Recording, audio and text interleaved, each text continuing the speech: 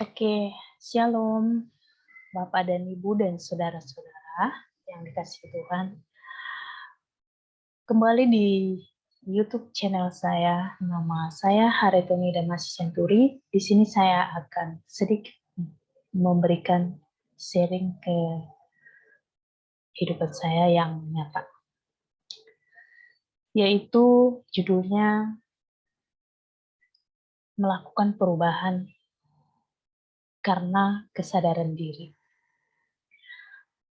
Jadi, melakukan perubahan di dalam diri kita sendiri itu memang perlu nasihat, memang perlu dorongan, karena itu yang akan membuat kita semakin sadar siapa diri kita sebenarnya.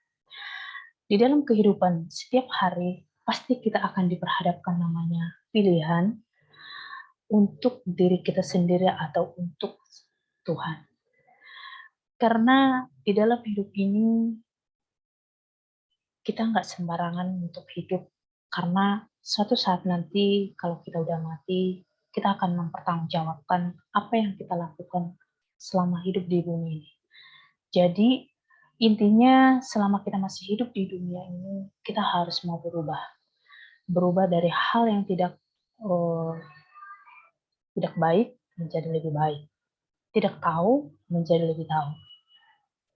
Tidak mengalami menjadi lebih mengalami. Artinya, selalu di dalam hal jalan yang positif, di mana seseorang mau nekat untuk mengambil jalan terbaik untuk mengasihi Tuhan. Mengasihi diri sendiri memang paling utama. Tetapi kita harus punya tekad yang kuat, komitmen yang kuat, janji yang kuat, dan kesetiaan yang kuat. Karena melalui hal itu, maka bisa kita mengadakan perubahan. Kalau kita berubah, maka keadaan diri kita sendiri juga akan berubah dengan sendirinya dengan cara berpikir kita yang diolah. Apa yang kita dengar, apa yang kita tonton, apa yang kita lakukan, apa yang kita katakan, itu jujur atau tidak. Itu harus diperhadapkan suatu hari nanti di hadapan Tuhan. Di hadapan Tuhan itu tidak memandang siapa paling pintar, siapa paling bodoh, siapa paling kaya, bukan hal soal itu, tetapi soal batin yang benar-benar mengasihi Tuhan. Memang suatu hari pasti ada aja.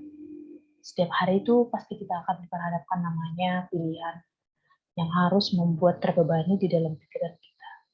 Dari konsep mata, karena manusia itu orangnya penilai.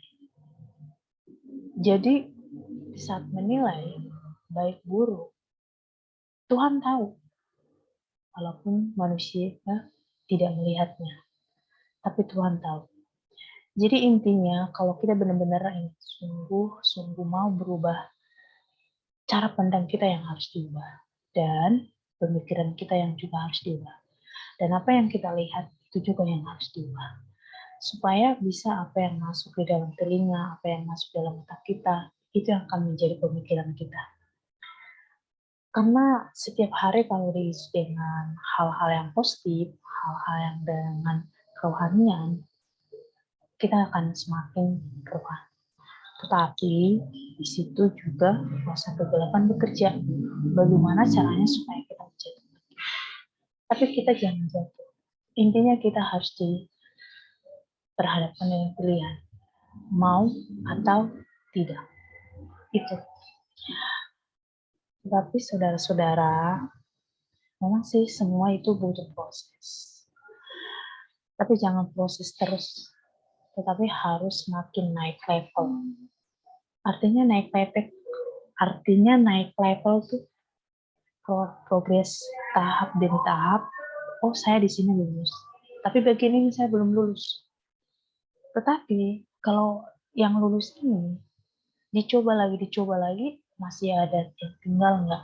Artinya masih ada saldonya yang tinggal di dalam hati kita yang masih tertekan dengan cara bicaranya atau gimana dengan sikapnya. Tapi kita bisa ubah, kita bisa berubah. Kalau kita nekat berubah, pasti bisa. Karena dengan perkataan kita mau berubah, itu akan terjadi. Tetapi kalau kita bilang tidak mau berubah, itu tidak akan berubah. Karena dua itu adalah kata-kata kita. Itu yang akan terjadi. Jadi, setiap hari harus dipikirkan dulu, baru dilakukan. Dipikirkan dulu, baru dipikirkan, direnungkan. Hari demi hari diisi hal-hal yang kerohanian, seperti membaca buku kerohanian, baca firman, kedua, apalagi di era pandemi yang semakin sudah mau hampir mau selesai. Itu semua Tuhan yang bekerja, bukan karena kekuatan manusia, tetapi karena Tuhan. Karena segala sesuatu yang terjadi di dunia ini, semua itu seizin Tuhan. Jadi, sama kita hidup di dunia ini, kita harus selalu mata kita, hati kita, pikiran kita harus tertuju kepada Tuhan. Mau jujur, mau tidak jujur, kita harus bertanggung jawab kepada Tuhan. Intinya harus jujur. Kalau dalam kehidupan saya lebih baik jujur ya. Walaupun saya harus diperhadapkan dengan hal yang merugikan harga diri saya. It's okay, tidak apa-apa. Karena nekat untuk berubah itu harus berkorban. Artinya berkorban meninggalkan hal-hal yang tidak diinginkan oleh Tuhan. Dari situ kita bisa berubah. Kita harus bisa membuat sesuatu hal yang mengubah cara berpikir kita, cara pandang kita terhadap orang lain. Kita harus berubah. Memang dulu sih memang buruk, jelek. Tapi kalau kita mau nekat, mau berubah, kita minta tolong sama Tuhan, pasti berubah. Karena di dunia ini tiada yang mustahil. Tiada yang mustahil bagi Tuhan. Bagi manusia juga tiada yang mustahil kalau dia nekat untuk melakukan sesuatu. Dan banyak di luar sana, apalagi di luar negeri, mereka sampai nekat bunuh diri gara-gara hal yang sepele. Itu sangat luar biasa ya. Kok bisa ya gara-gara hal ini dia bunuh diri? Ya kan nggak ada masalah seberat apapun gitu. Contoh putus cinta. Ini kan masih ada yang lain gitu. Ataupun mau diperlakukan tidak adil. Ya nggak apa-apa gitu kan, dijalanin aja selagi nafas masih hidup.